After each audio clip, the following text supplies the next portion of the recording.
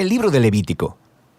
Es el tercer libro de la Biblia y se desarrolla justo después de la liberación de los israelitas de su esclavitud, cuando Dios los llevó al pie del monte Sinaí y los invitó a una relación de pacto. Ahora, ellos rápidamente se habían rebelado y quebrantado ese pacto, y Dios quería que su gloriosa presencia viniera y viviera justo en medio de Israel mediante su tabernáculo. Pero el pecado de Israel ha dañado la relación. Así que al final del libro anterior, Éxodo, Moisés, como representante de Israel, no podía siquiera entrar a la presencia de Dios en la tienda. El libro de Levítico inicia recordándonos este problema fundamental. Dice, el Señor llamó a Moisés desde la tienda. Así que la pregunta es, ¿cómo puede Israel en su condición de pecado y egoísmo ser reconciliado con este Dios santo? De eso se trata este libro, sobre cómo Dios, en su gracia, está proveyendo un camino para que un pueblo pecaminoso y corrupto pueda vivir en su santa presencia. Ahora, detengámonos un momento y exploremos esta importante idea de que Dios es santo. Este concepto es fundamental para entender este libro.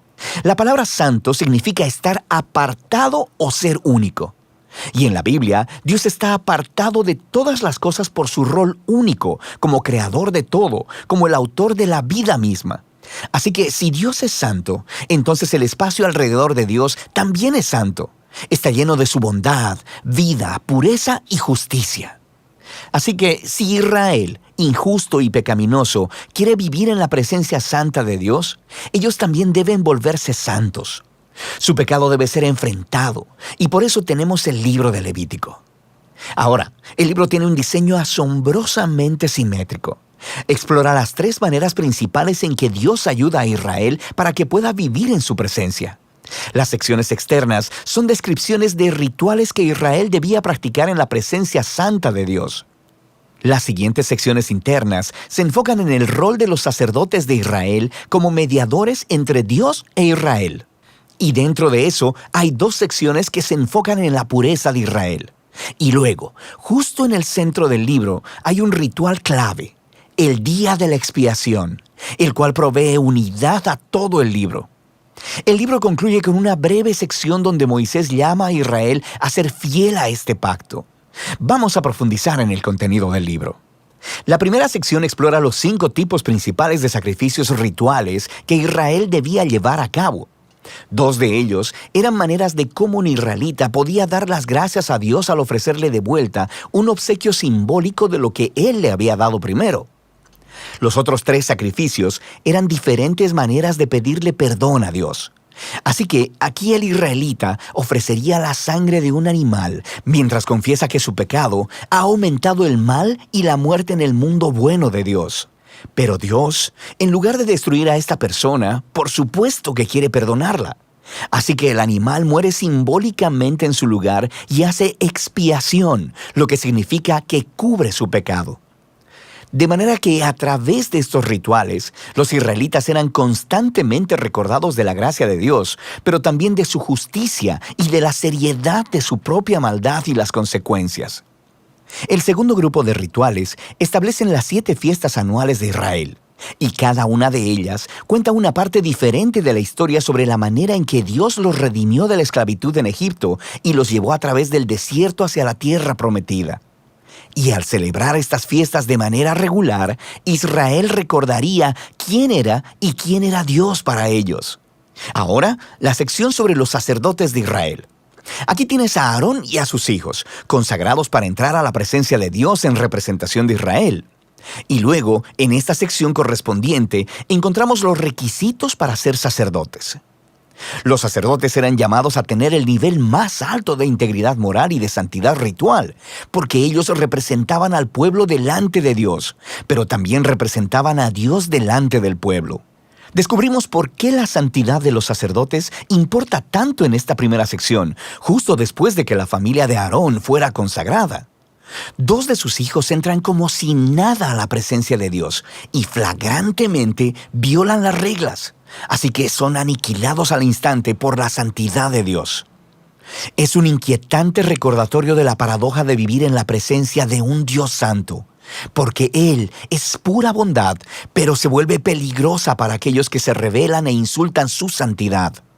Así que es importante que los sacerdotes de Israel sean santos y también que todo el pueblo de Israel se santifique.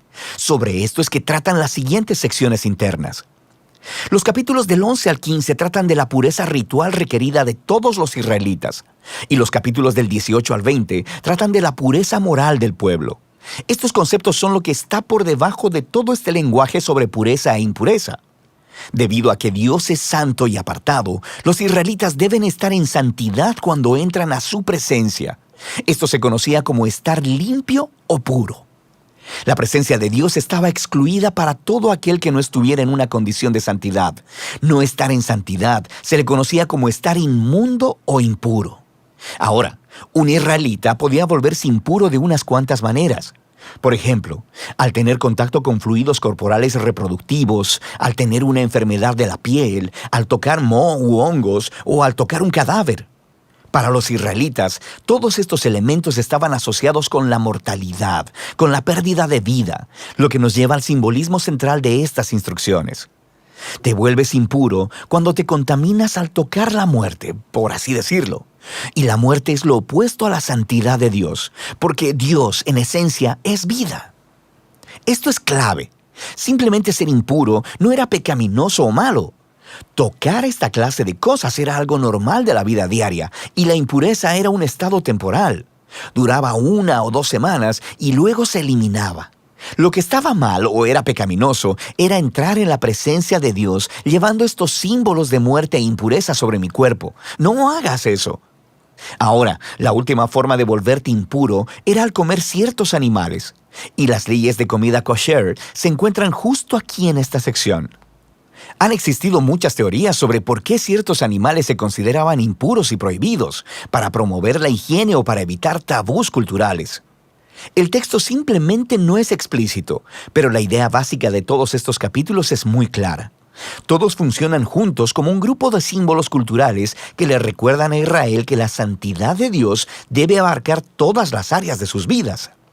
La sección correspondiente de aquí en adelante trata de la pureza moral de Israel. Los israelitas eran llamados a vivir en forma diferente a los cananeos.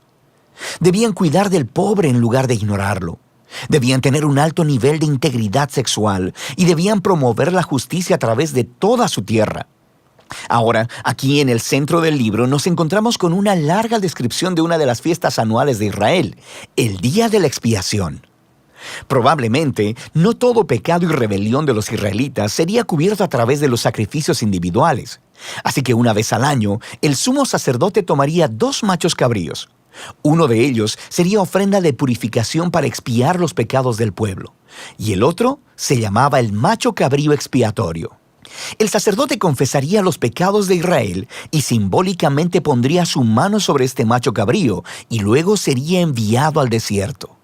De nuevo, esta es una imagen muy poderosa del deseo de Dios de que el pecado y sus consecuencias fueran quitados de entre su pueblo, de modo que Dios pueda vivir en paz con ellos.